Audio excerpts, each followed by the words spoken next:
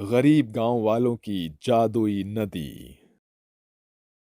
पिताजी, आप रोना बंद करिए। आप रो क्यों रहे हैं? रोने से क्या होता है? अरे बेटी, रो नहीं तो क्या करूं। अरे चारों तरफ सूखा पड़ा है। अगर गांव में पानी की समस्या दूर नहीं हुई तो हमारे सारे खेत सूख जाएंगे। पिताजी, इसके लिए तो हम सभी को मुखिया से बात करनी चाहिए। तुम बिल्कुल सही कहती हो। हमें मुखिया जी से ही बात करनी चाहिए ताकि हम कलेक्टर के पास जाएं और हमारे गांव में पानी की सुख सुविधा की एप्लीकेशन डाल दें। धरिया अपने साथ साथ गांव के और भी लोगों को इकट्ठा करता है और उन्हें गांव के मुखिया के पास ले जाता है, जिसके बाद वो सभी लोग गांव के मुखिया से पानी की शिकायत करते हैं। अरे मुखिया जी, अगर ऐसा चलता रहा तो गांव में बिल्कुल सूखा पड़ जाएगा और हम पानी की दिक्कत की वजह से मरना शुरू हो जाएंगे। मुखिया जी, आपको कलेक्टर से बात करनी चाहिए। वो हमारे गांव में पानी क्यों नहीं दे रहे हैं? मैं पहले ही बात कर चुका हूँ और कई बार एप्लीकेशन भी डाल चुका हूँ, लेकिन पानी ऊपर से ही नहीं छोड़ा जा रहा है। अब इसमें हम लोग क्या कर सकते हैं? हमारे पास इंतजार करने के अलावा और कोई रास्ता भी तो नहीं है ना? गांव से सभी लोग मायूस होकर वापस अपने घर की तरफ लौट जाते हैं। देखते ही देखते गांव में बहुत ज्यादा समस्या बढ़ जाती है। प्यास के मारे गांव के लोग मरना भी शुरू हो जाते हैं। एक रात के समय नंदिनी की माँ कौशल्या पानी के लिए तड़प रही होती है। हाय पानी, मुझे प्यास लगी है। मुझे पानी पीना है। कोई मुझे पानी पिला दो। हाय पानी, नंदिनी बिटिया, अगर मुझे पानी नहीं मिला तो मैं अपने प्राण छोड़ दूंगी। कुछ कर बिटिया, कुछ कर। माँ, आप चिंता मत कीजिए, मैं आपके लिए पानी लेकर आती हूँ। नंदिनी पानी ढूंढने के लिए बाहर निकल जाती है, लेकिन उसे कहीं भी पानी नजर नहीं आता। पूरा गांव इतना गरीब था कि कुछ नहीं कर सकता था। चलते चलते नंदिनी एक नदी के पास पहुंचती है, जिस नदी का पानी बहुत ज्यादा गंदा था और जिसमें काई जमा हुआ था। मेरे पास और कोई चारा नहीं है। मुझे इसी नदी का पानी निकाल लेना चाहिए। मैं इसे गर्म करके छान लूंगी और इसे साफ करूंगी। नंदिनी एक पतीला डालकर उसमें से पानी निकाल लेती है और उसे अपने घर ले जाती है, जिसके बाद वो पानी को छलनी से छानती है और उसे गर्म करती है। गर्म करने के बाद वो पानी को अपनी माँ कौशल्या को पिलाती है।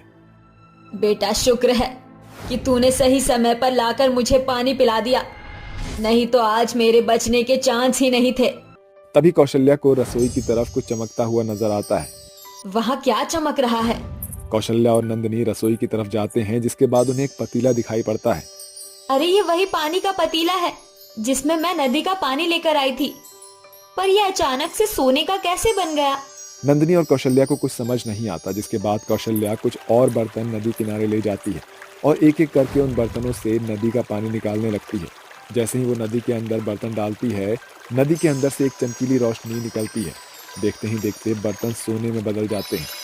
मुझे तो विश्वास ही नहीं होता कि ये नदी कोई मामूली नदी नहीं, बल्कि जादुई नदी है। हमें इस नदी के बारे में गांव वालों को बताना होगा।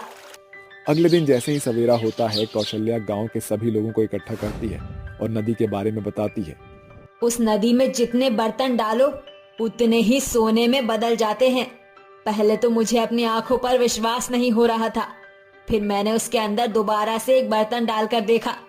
तभी अचानक से चमकीली रोशनी निकली और बर्तन सोने में बदल गया। अरे ये सब तो मान गढ़ंत बात है। हम गांव के सभी लोग इतने गरीब हैं कि इन अंधविश्वास की बातों पर विश्वास करने लगते हैं। अब मुझे तो इस औरत की बात पर विश्वास नहीं है। अगर आप सभी को हमारे ऊपर विश्वास नहीं है तो आप सभी हमारे साथ एक बार चलें और उस नदी का जादू देखें। अगर ये दोनों माँ बेटी इतने विश्वास के साथ कह रही हैं, तो हमें दोनों के बात का विश्वास करना न चाहिए और नदी किनारे जाकर देखना न चाहिए।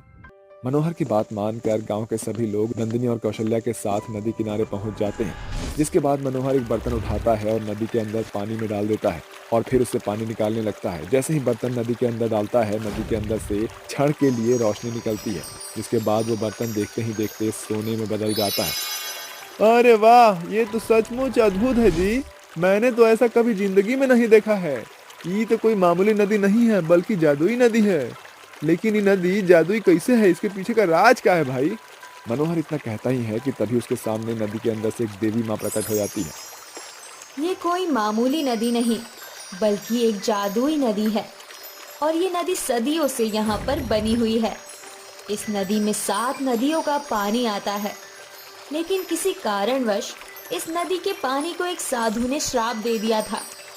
दरअसल वो साधु इसी नदी किनारे प्यासा मर गया था, लेकिन वो इस नदी तक नहीं पहुंच पाया था और ना ही इसका पानी पी पाया। इसीलिए उसने नदी को श्रापित कर दिया और मैंने उस साधु से माफी मांगी और उसने मुझसे कहा, अब इस नदी का श्राप तभी टूटेगा जब कोई मेरे जितना प्यासा इस नदी से पानी पीकर अपना जीवन फिर से जीना शुरू करेगा। जैसे ही नंदिनी ने कौशल्या को इस नदी का पानी पिलाया, ये नदी श्राप से मुक्त हो गई। इतना कहकर देवी माँ नदी के ऊपर से गंदगी अपनी जादुई शक्तियों से साफ कर देती है। ऐ देवी माँ, आपका बहुत बहुत शुक्रिया। आज अगर आप नहीं होते तो आज हम गांव वाले लोगों का पता ही नहीं कि क्या होता। आज से ये जादुई नदी तुम सभी गांव वालों की है। तुम इसका लाभ उठा सकते हो। मुझे इससे कोई आपत्ति नहीं है। ऐसा कहकर देवी माँ वहाँ से गायब हो जाती है, जिसके बाद कौशल्या गांव के सभी लोगों से कहती है, अरे खड़े क्या हो, जाओ अपने घर के सभी बर्तन लेकर आ जाओ और इस जादुई नदी का इस्तेमाल करो। कौशल्या की बातें मानकर गांव के सभी लोग अपने अपने घर चले जाते हैं और अपने घर के सारे बर्तन उठाकर नदी किनारे ले आते हैं। जैसे जैसे गांव के सभी लोग नदी के अंदर बर्तन डालते हैं, अंदर से एक चमकीली रोशनी निकलती है और वैसे ही बर्तन सोने में बदल जाते हैं। अरे वाह, मुझे तो यकीन ही नहीं होता। देखो तो ये सारा बर्तन जो है सोने का हो गया है। अब हम गांव वालों की सभी परेशानियां धीरे धीरे दूर हो जाएगी। तभी वहाँ पर धरिया अपनी बेटी रेखा के साथ पहुँचता है। अरे रेखा बेटी, देख, हम सभी गरीब गांव वालों की किस्मत का ताला अचानक ही खुल गया। तू भी अपना बर्तन लेके आ और जादुई नदी के अंदर डाल दे। देख, हमारी किस्मत का ताला भी खुल जाएगा। हाँ हाँ पिताजी, क्यों नहीं। ऐसा कहकर रेखा जादुई नदी के अंदर अपने सभी बर्तनों को डाल देती है, जिसके बाद अचानक से चमकीली रोशनी निकलती है। जब वो अपने बर्तन बाहर निकाल लेती है तो वैसे ही बर्तन सोने में बदल जाते हैं, जिसके चलते उसकी जिंदगी भी बदल जाती है और उन सभी गांव वालों की सारी परेशानियां हमेशा हमेशा के लिए दूर हो जाती है। उनकी गरीबी के साथ साथ पानी की समस्या भी खत्म हो जाती है और अब गांव के सभी लोग अपने गांव में खुशी खुशी रहने लगते हैं। 15 वर्षीय शालू की मां कविता की 3 महीने से तबीयत खराब चल रही थी। शालू अपनी मां के लिए थाली में खाना लगाकर लाती है और कहती है, मां चलो उठो, और कितना सोगी, खाना खा लो, फिर दवाई भी खानी है। मां मैं स्कूल से आ गई। देखो, मां के ऊपर निबंध लिखने पर मुझे मैडम ने गिफ्ट दिया। अरे मां जागो ना, इतना कौन सोता है। मां मां सुनो ना, मां उठो, आप आंखें क्यों नहीं खोल रही, कुछ बोल क्यों नहीं रही हो मां। मां आप हमें ऐसे छोड़कर नहीं जा सकती मां। तभी शालू के रोने की आवाज सुनकर पड़ोसन आकर जवाब देती है कि उनकी मां अब इस दुनिया में नहीं रही। दोनों बहनें बिलख बिलख कर बहुत रोती हैं और अंतिम संस्कार कर देती हैं। अनाथ बच्चियों पर तरस खाकर पड़ोसन उन्हें 2 दिन तक खाना दे देती है।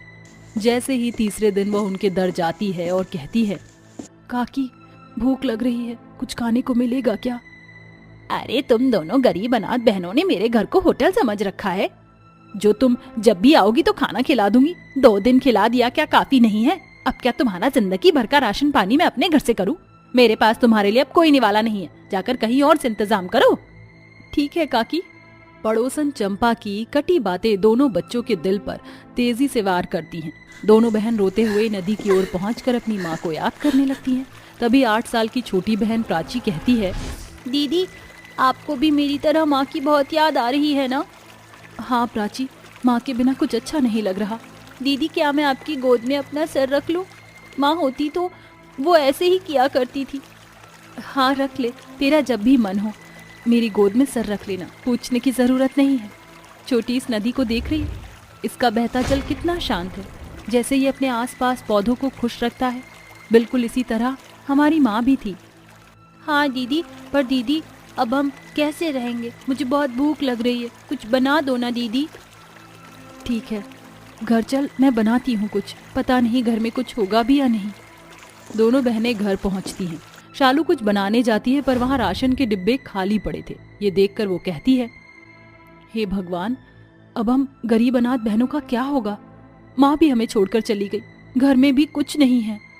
दीदी क्या हम भूखे ही मर जाएंगे? नहीं नहीं मेरी बहन, ऐसा कुछ नहीं होगा, मैं काम करूंगी।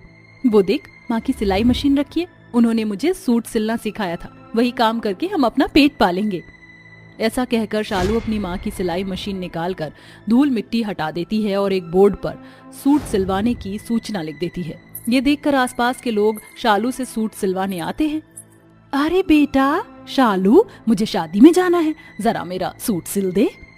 जी काकी, मैं आपका सूट अभी सिल देती हूँ, आप 2 दिन के बाद आ जाना। ऐसा कहकर शालू उसका सूट सिलने लगती है। वहीं छोटी बहन अपनी किताबें पढ़ने लगती है। ऐसे ही 2-3 दिन में उसके पास काफी सारे लोग सूट सिलवाने आते हैं, जिसकी बदौलत वो थोड़ा बहुत राशन लाकर अपना गुजर बसर करते हैं। वक्त बीतता है, दोनों बहनें सयानी हो जाती हैं।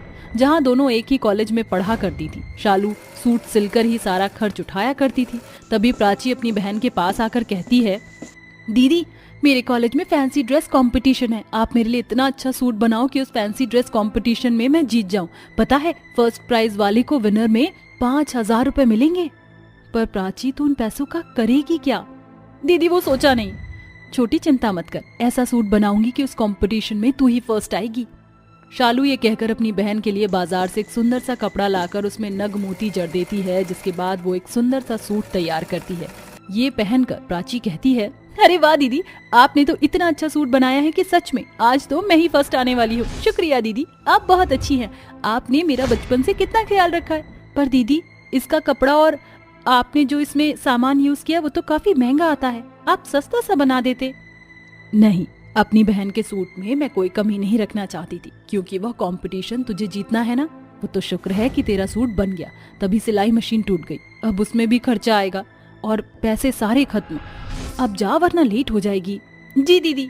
ऐसा कहकर प्राची अपने कॉलेज पहुंच जाती है, जहां बाकी लड़कियां मेकअप कर रही थी तो प्राची भी करने लगती हैं। ये देखकर पास की 2 लड़कियां कहती हैं, बाप रे बाप, इसका सूट तो बेहद अच्छा है, कहीं ये हमसे जीत ना जाए। ऐसा करते हैं, इसके सूट को खराब कर देते, फिर हम ही जीतेंगे। ऐसा कहकर वो दोनों लड़कियां कैंची लाकर उसका मेकअप करते वक्त चुपके से सूट को जगह जगह से काट कर चली जाती हैं। जैसे ही प्राची का नाम स्टेज पर अनाउंस होता है तो उसकी फ्रेंड माही उसके फटे सूट के बारे में बताती है। ये जानकर प्राची बहुत रोने लगती है। हे भगवान, दीदी ने इतने पैसे खर्च करके मेरे लिए महंगा सूट बनाया था और अब वह मैं पहन भी नहीं पाऊंगी और इस कंपटीशन में जीत भी नहीं पाऊंगी। अब क्या होगा? तभी शालू वहाँ पहुँचती है। प्राची अपने सूट का सारा हाल बताती है, जिसे सुनकर वो कहती है, तू फिक्र मत कर, मैं कुछ करती हूँ। तेरे कंपटीशन में आधे घंटे का ब्रेक हो गया है। ऐसा कहकर शालू उसका फटा हुआ सूट लेकर चली जाती है। कुछ समझ नहीं आता तो उसी नदी के पास रोने लगती है। हे प्यारी नदी, अब बताओ मैं क्या करूँ। मेरी बहन इतना उत्सुक थी इस कंपटीशन के लिए, लेकिन ना जाने ये सूट किसी ने काट दिया। हम बहुत गरीब हैं, अब क्या होगा? तभी उसके सामने एक सुंदर सा फूलों का पुल का रास्ता बनता है, जो नदी के बीच जाकर एक पेड़ पर रुकता है। उस पेड़ पर कई तरह के सुंदर सूट थे और वह पेड़ कहता है, शालू, सो आओ, अब तुम्हें रोने की कोई जरूरत नहीं है। देखो, तुम्हारा समाधान मैंने कर दिया है। इस जादुई नदी पेड़ से तुम जो चाहो 2 सूट ले लो, तुम्हारे बहुत काम आएंगे और कभी भी फटेंगे नहीं। डरो मत, मैं जादुई नदी पेड़ हूँ। क्या सच में? इससे हमारी सारी परेशानी खत्म हो जाएगी? हाँ बिल्कुल। एक सूट तुम्हें बहुत गहने देगा तो दूसरा सूट तुम्हें पैसे ही पैसे देगा। इस सूट को तुम्हारी बहन पहनकर कंपटीशन भी जीत जाएगी। शुक्रिया जादुई नदी पेड़। ये कहकर शालू उस जादुई नदी पेड़ से 2 सूट ले आती है और अपनी बहन के पास जाकर उससे कहती है, बहन, तुझे इन दोनों सूट में से जो अच्छा लग रहा है वो पहन ले। जल्दी से जा और ये कंपटीशन जीत कर आ। वाह दीदी, ये दोनों सूट तो पहले वाले से भी ज्यादा खूबसूरत है। मैं ये लाल वाला सूट ले रही हूँ। ये सूट पहनकर जैसे ही प्राची स्टेज पर जाती है तो सब लोग आंखें गड़ाकर टुकुर टुकुर उसके चमकते सूट को ही देखने लगते हैं, जिसके सामने बाकी लड़कियां फीकी लगती हैं। और इसी के साथ प्राची उस फैंसी ड्रेस कंपटीशन को जीत जाती है, जहां उसे 5,000 रुपए विनर ट्रॉफी के साथ दिए जाते हैं। घर आकर प्राची अपनी बहन के गले लगकर कहती है, दीदी, आपकी वजह से मैं ये कंपटीशन जीत पाई, इसलिए अब इन पैसों से मैं आपको नई सिलाई मशीन ला कर दूंगी। पर दीदी, आपके पास ये 2 इतने अच्छे सूट कहाँ से आए? ये मुझे जादुई नदी पेड़ से मिले हैं। दोनों जादुई सूट हैं। आजा इन्हें आजमाते हैं। तभी प्राची ने पहने हुए सूट से कहा, हे जादुई सूट, अगर तुम सच में जादुई हो तो हमें घर के राशन के लिए पैसे दो। तभी उस जादुई सूट में से तेज रोशनी के साथ ढेर सारे पैसों की गड्डी निकलकर जमा हो जाती है। ये देखकर दोनों गरीब बहनें हक्की बक्की रह जाती हैं। अरे दीदी, ये तो कमाल ही हो गया। ठीक है, इस दूसरे सूट से भी देखते हैं क्या निकलता है। हे जादुई सूट, अपना करिश्मा दिखाओ। शालू के कहते ही वो सूट में चमचमाते तेज रोशनी में ढेर सारे सुंदर सुंदर गहने निकलते हैं। ये देखकर दोनों बहनें उस गहने को पहनकर कहती हैं, अरे वाह, सच में ये जादुई है। ये तो हमें अलग से गहने लेने की जरूरत नहीं पड़ेगी। तेरी शादी में यही काम आ जाएंगे, और आपकी भी दीदी। दोनों बहनें उन जादुई सूट के दिए पैसों से अपने घर का सारा अनाज भर लेते हैं, साथ ही कच्चे मकान को एक बड़े घर में तब्दील कर देती हैं। कुछ ही समय में दोनों बहनों की पढ़ाई पूरी हो जाती है और अपने पसंद के लड़के से दोनों उस जादुई सूट के बदौलत धूमधाम से शादी कर खुशी खुशी रहने लगती हैं।